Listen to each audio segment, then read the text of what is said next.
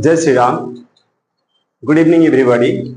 Hi, this is Jagannath Panda, your spoken English and communication skill trainer, as well as myself as a healer and mindset coach.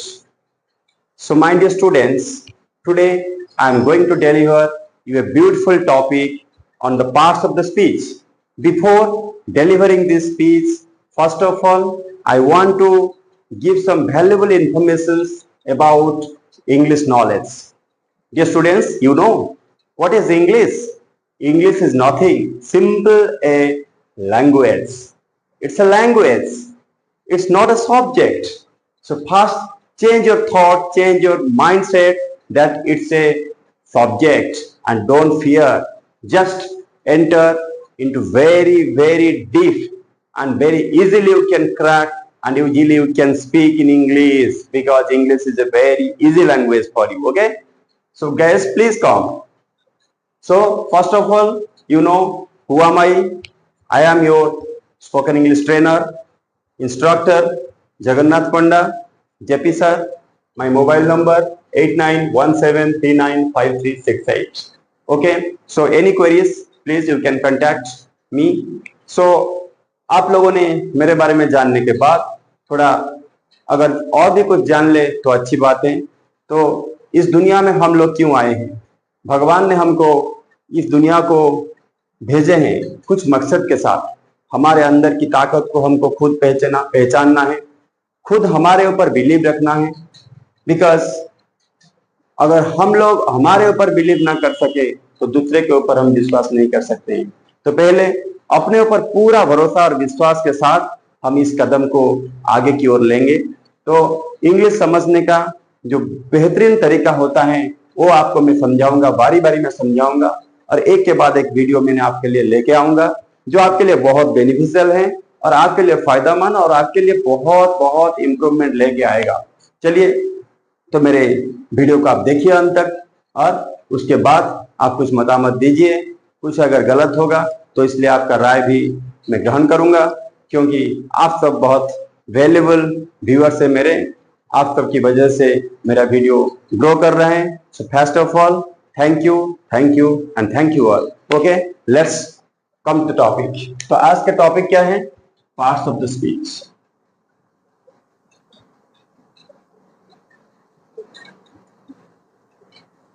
So this is our topic, dear students. Parts of speech. So first of all, what is speech? So whatever we are talking in our day-to-day life, that is makes a sense and it's a sentence.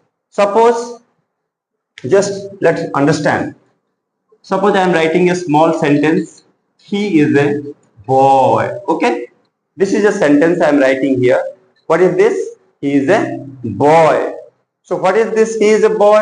So he is a boy means this he is known as your subject and is your helping verb or it is a verb. Helping verb we can also call as verb. It's an article and this is your noun. Okay. So this is subject, helping verb, article and noun. Okay. So please just focus. Okay, just a minute, I'm coming back. Okay, do you understand? So he is a boy, subject, helping verb or verb, this is article, this is noun. Okay, so whatever the sentence we are writing, there are every part of the speech you can find, just like your noun, pronoun, verb, adverb, adjective, preposition, conjunction, interjection. This is the blend of the 8 part of the speech. Okay, first of all I am writing all these things in the board one by one. So this is your noun and this is your pronoun. The third one is your verb. The fourth one is your adverb. The fifth one is your adjective. And the sixth one is your preposition. Then the seventh one is your conjunction, and the last but not least is your interjection. Okay, so simply how we can understand in a simple format. What is this? Noun. So dear students, noun, first of all you will understand noun is a thing. Noun, it indicates, it refers to a person, place, animal, thing, which we can see, which we can smell, which we can hear. Okay, so what is this noun? This noun is a naming word. Okay, it's a naming word. Okay, then your pronoun. So what is pronoun? Pronoun is a replacing word. Replacing word. What is this verb? This is verb. Verb is your action word. Okay. Yes, it's action word. What is adverb? Is adverb is a modifying word. Okay. It's a modifying word. And your adjective. It's a describing word. It's a describing word. And your preposition, it's a relationship word. It's a relationship word. Okay, are you getting, guys? And the conjunction. Conjunction is your combining or joining words. Combining or joining words. And the last but not least is your interjection. It is your emotional word or it is your emotion word. Okay, are you getting, dear students?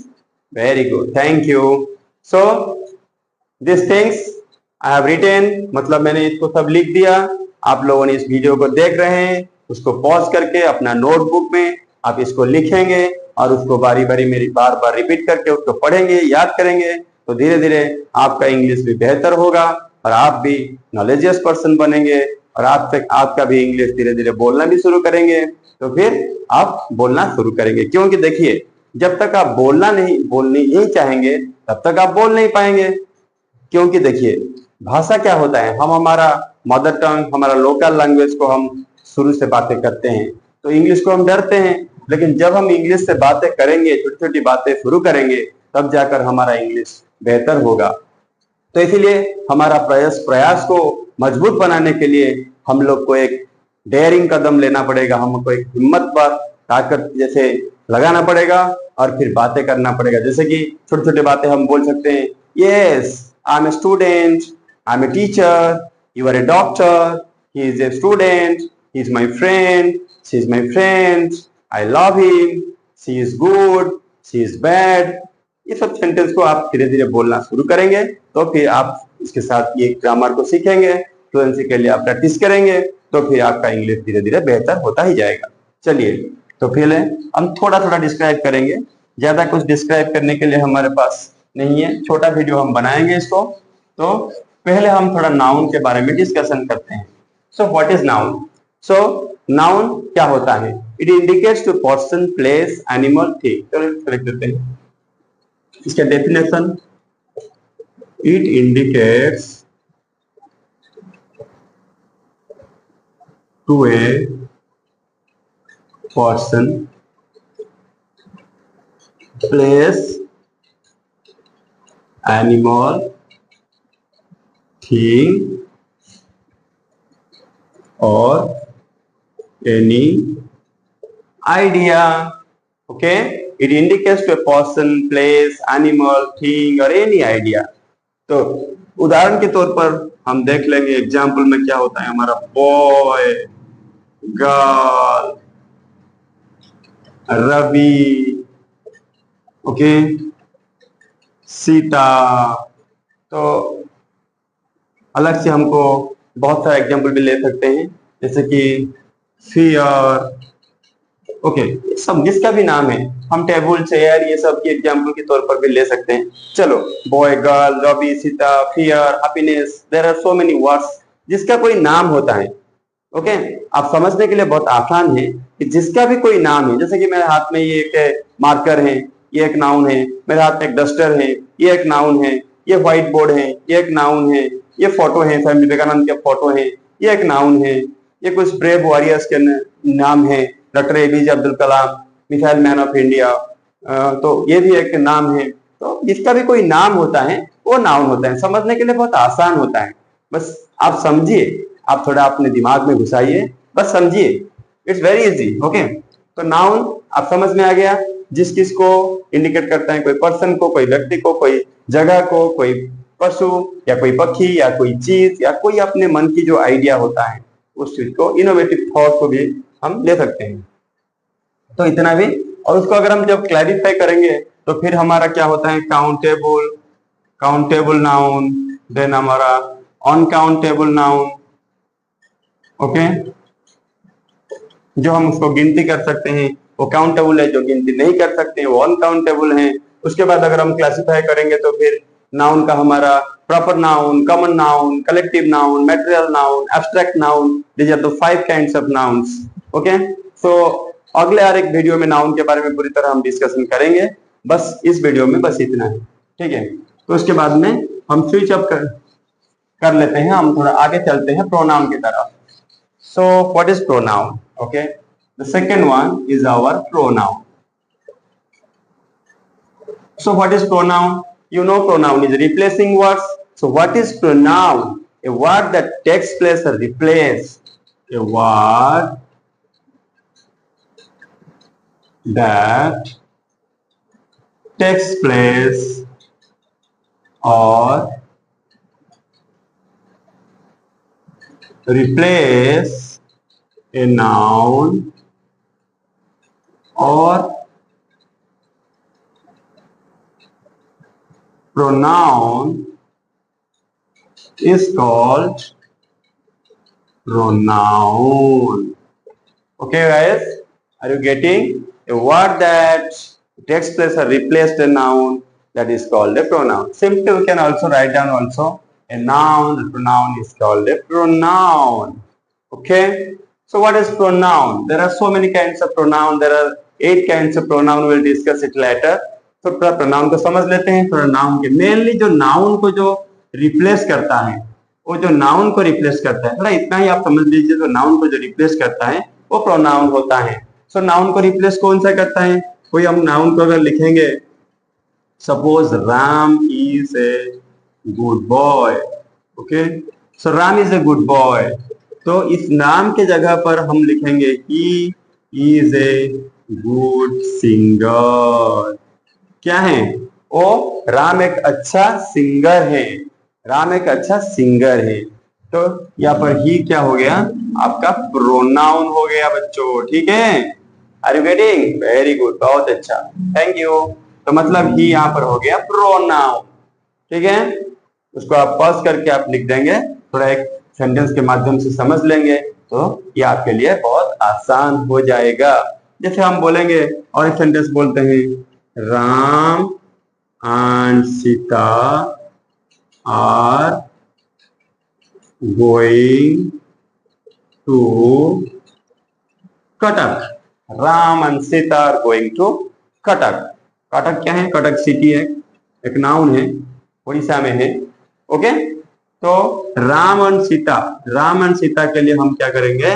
तो हम इसको दे लगा सकते हैं, they are playing together. Okay, तो इसमें जो Ram and Sita के लिए क्या आया? दे आया। ये तुम्हारा दे का हो गया प्रोनाउन। राम और सीता दोनों के लिए लगा दे। वो लोग क्या कर रहे हैं? एक साथ में खेल रहे हैं, ठीक है। ये आपका हो गया pronoun. Clear guys? Thank you. तो इसको हम यूज करते हैं और आगे चलते हैं। हमारा तीसरा हमारा क्या था? Verb.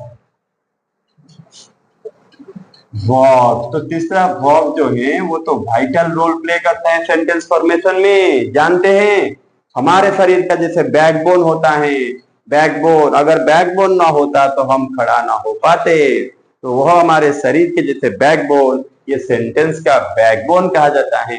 So verb is the backbone of the sentence and it building blocks between the sentence. So ये क्या करता है, नाउन, जैसे कि हम नाउन के बारे में डिस्कशन कर लिए, nouns and verbs are the building blocks of a sentence. इसको समझ लेना, nouns and verbs are the building blocks of a sentence. चलिए, तो फिर क्या होता है, वर्ब के बारे में हम डिस्कशन कर लेते हैं. वर्ब क्या होता है? A word that express either an action or state of being.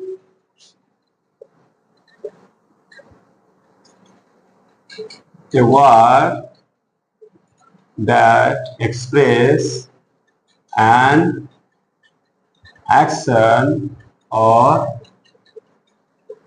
state of being is called verb. Yes. Okay बच्चों, थोड़ा हौसला रखो, थोड़ा मजे से पढ़ो, आनंद से पढ़ो, सब कुछ आसान लगेगा. Okay, so life is very easy and life is beautiful, so take it easy. पढ़ाई भी बहुत आसान होता है, थोड़ा अच्छे तरह से दिमाग लगा के सोच लो ना, और फिर करने का मन में इरादा ठान लो, सब कुछ आसान हो जाता है. Okay, so what is verb? A word that express an action or state of being is called a verb. तो एक्शन वर्ब कुछ होता है, जैसे हम एग्जांपल के तौर पर समझ लेते हैं कुछ एक्शन वर्ब जिसमें एक्शन होता है, जैसे jump, read, play, okay, stand. तो ये सब कुछ वर्ब होता है जो एक्शन को हम करते हैं. और फिर कुछ वर्ब लिख सकते हैं, किक लिख सकते हैं, रन भी लिख सकते हैं, एसेट्रा. ओके, तो jump, read, play, stand, kick, run, etcetera, ये सब हमारा एक्शन होता है. जैसे कि हम जंप करते हैं, कहाँ जंप कर लेते हैं, जैसे कि हम पढ़ते हैं, बैठ के पढ़ाई करते हैं, तो फिर क्या होता है, उसमें हम स्टैंड करते हैं, खड़े होते हैं, फिर क्या करते हैं, खेलते हैं. ये सब क्या होता है, हमारा एक्शन होता है, एक्शन वर्ब होता है. ओके, तो फिर कुछ स्टेट ऑफ बीइंग को भी समझाता है. स्टेट ऑफ बीइंग, तो स्टेट ऑफ बीइंग का क्या होता है? स्टेट ऑफ बीइंग मतलब जैसे कि राम एक है, Ram is a doctor. Okay, so Ram क्या होता है? राम एक डॉक्टर है, राम एक डॉक्टर है. तो इसमें जो इज लगा हुआ है ये तुम्हारा वर्ब है. ये हेल्पिंग वर्ब होने के नाते भी ये तुम्हारा मेन वर्ब का रोल यहाँ पर प्ले करता है. राम इज अ डॉक्टर, मतलब राम का क्या करता है, राम क्या करता है? राम एक डॉक्टर है, उसके डेजिग्नेशन को वो शो करता है, तो ये वर्ब है. ठीक है, तो स्टेट ऑफ बीइंग में हमारा आ जाएगा आम, इज, आर, एसेट्रा. चलो, समझ गए?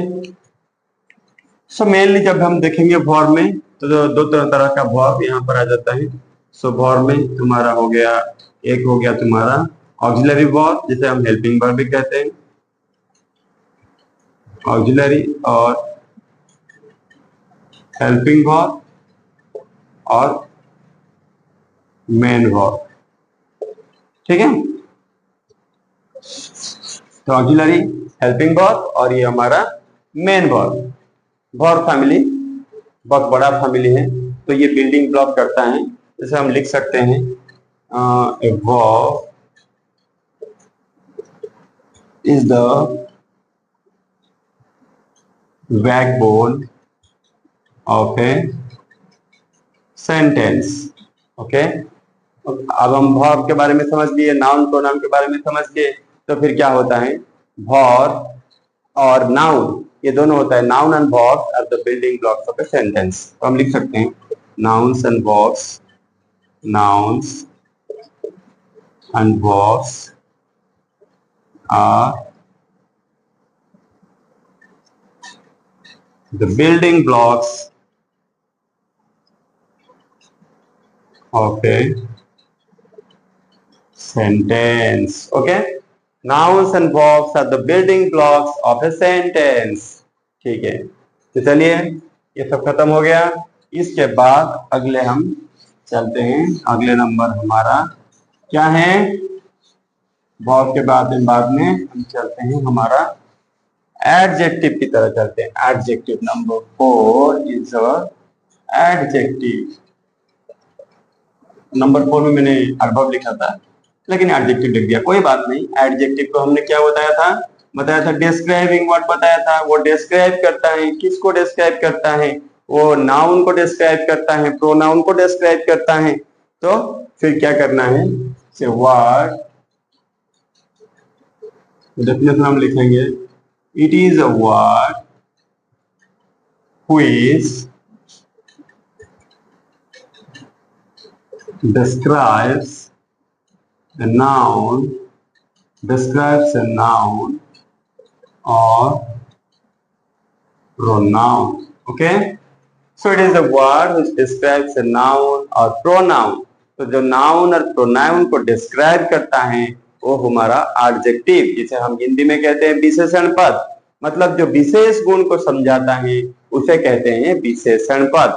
जो हमारा, जैसे कि हम सोचेंगे कि क्या है, suppose I am writing a sentence, Hari Babu is a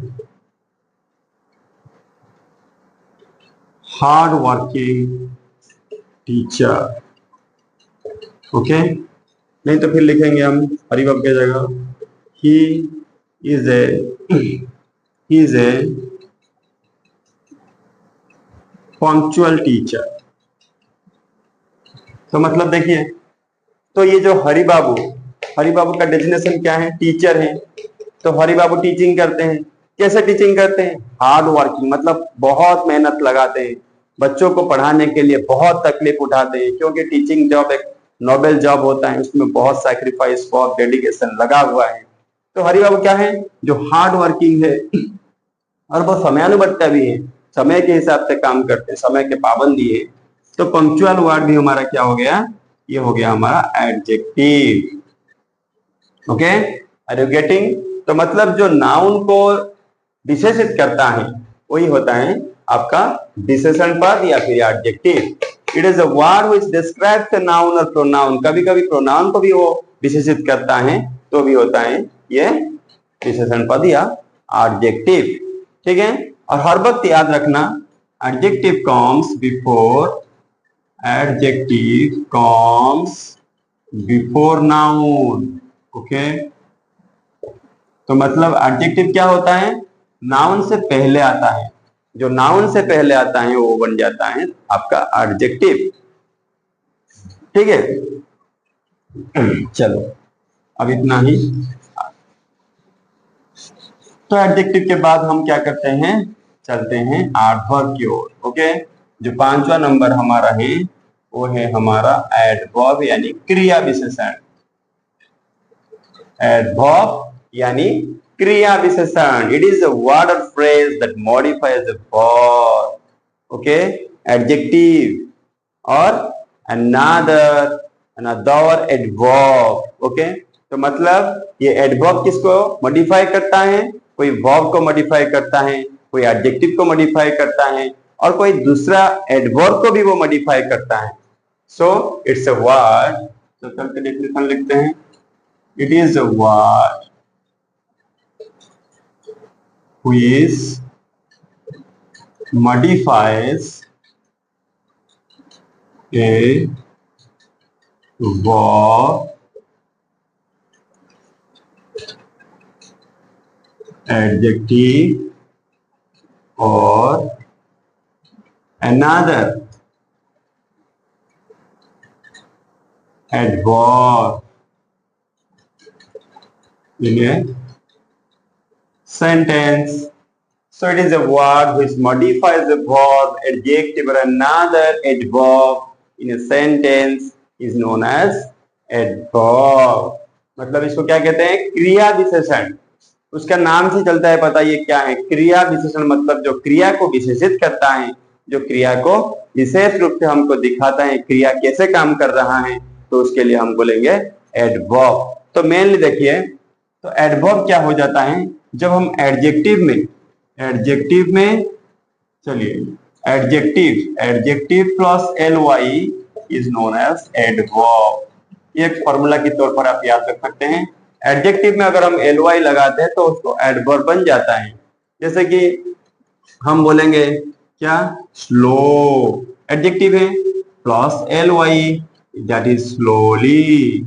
okay, this is your adjective ly, ये हो गया एडवर्ब। ठीक है, तो बहुत सारा है, rapidly, there are so many things you can write, beautifully, carefully. Okay, तो इसको हम लिख सकते हैं। तो एक सेंटेंस के तौर पर समझ लेते हैं एडवर्ब क्या होता है। एग्जाम्पल, तो मतलब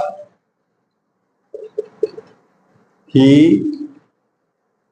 is a very poor man, he is a very poor man। तो देखिए यहां पर जो मैन है वो नाउन है, मैन को पुअर वर्ड क्या करता है, ये मैन क्या है, नाउन है, ये पुअर क्या होता है, एडजेक्टिव है।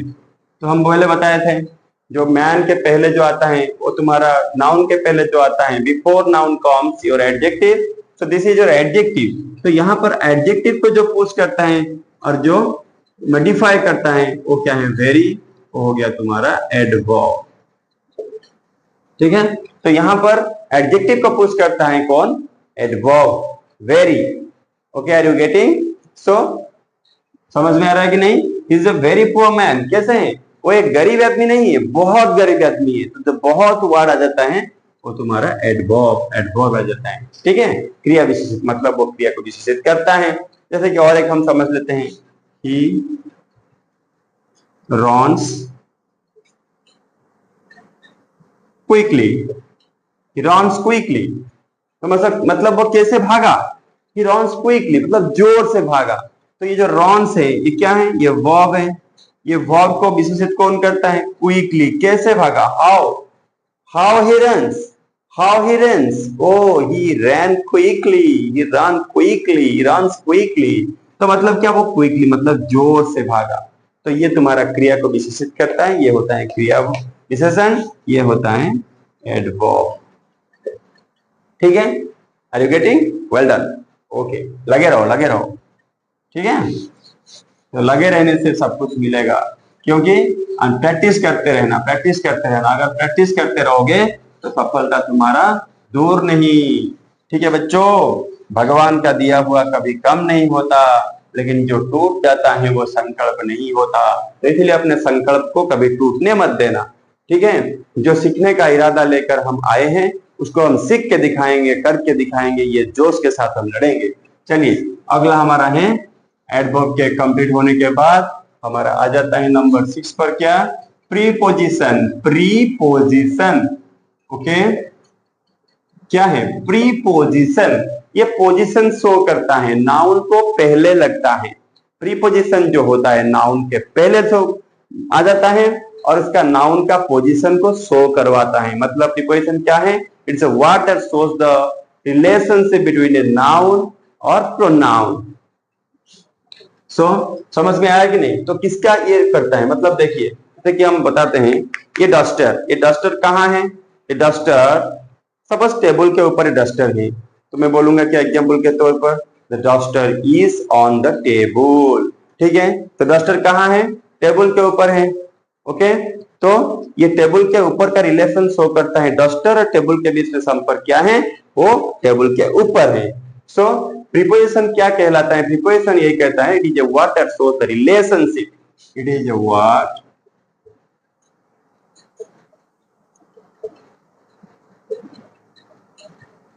that shows the relationship, it shows the relationship between a noun, pronoun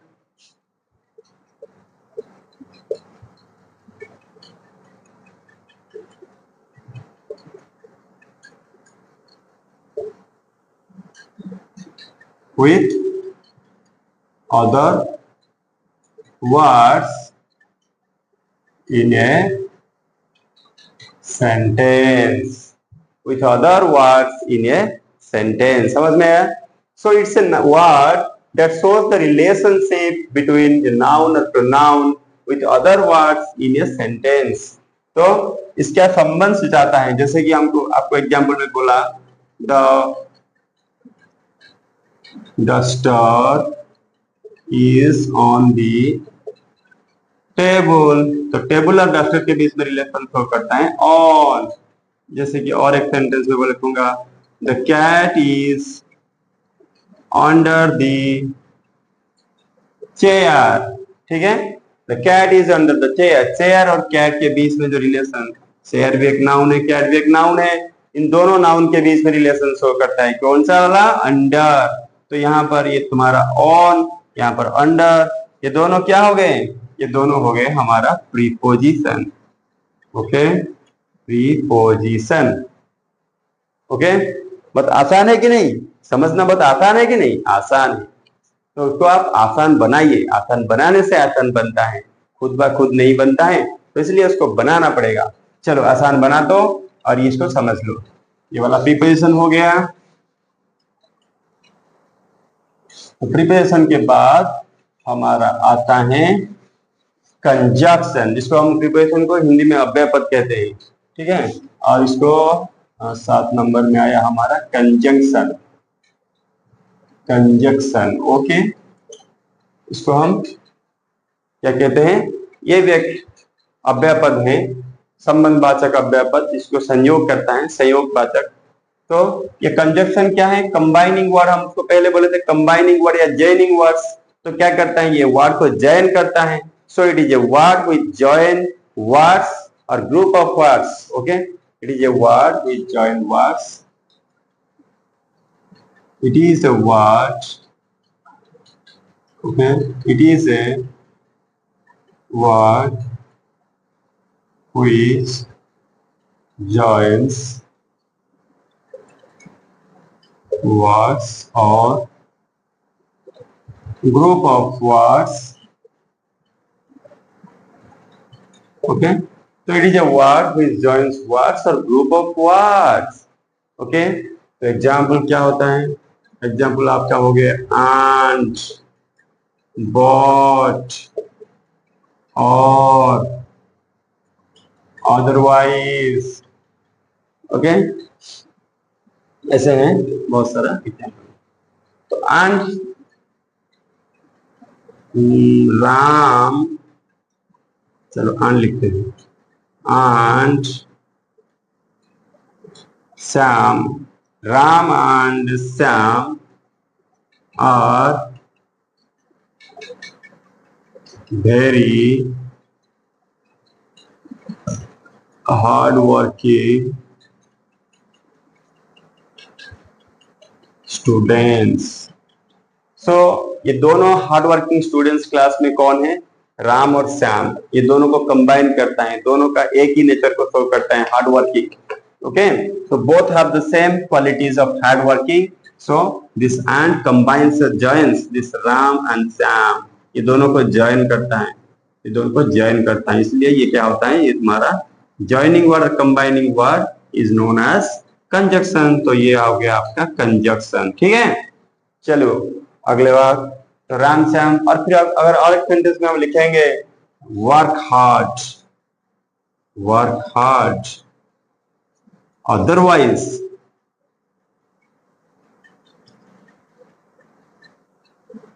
you will fail। तो मतलब मेहनत करो, ज्यादा मेहनत करो, तकलीफ उठाओ। तो अगर ज्यादा मेहनत करोगे तो तुम परीक्षा में पास हो सकते हो, नहीं तो तुम फेल हो जाओगे। Work hard otherwise you will fail. ठीक है, तो ये अदरवाइज भी आपका हो गया क्या, कंजक्शन। ठीक है, this otherwise is also known as the conjunction. चलो, तो इसके आगे हम लिखने वाले हैं the last but not least, your last part is your interjection. Okay, what is interjection? So interjection is your emotion word. Your emotion word, it's a word used to convey emotion through some kinds of exclamation.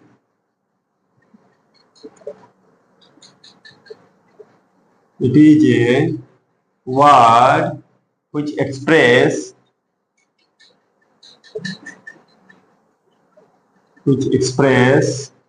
some emotion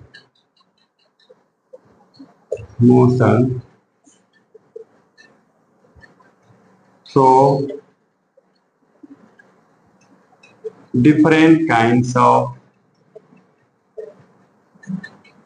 exclamation.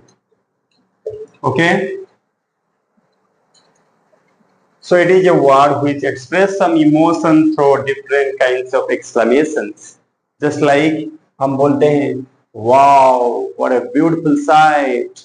Hey man, what are you doing? Oh God, what happened to him? तो हम कुछ exclamatory मार देते हैं last में, कुछ हम सोच में पड़ जाते हैं, कोई आश्चर्य प्रकट करते हैं, तो उसको बोलते हैं क्या, interjection.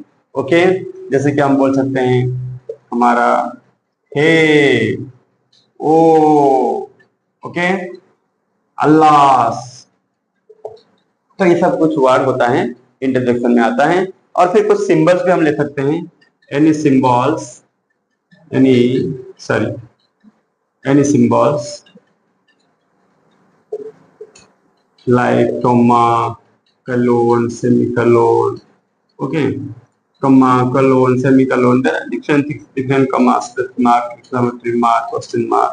Okay, symbols like also these are the cells of emotions.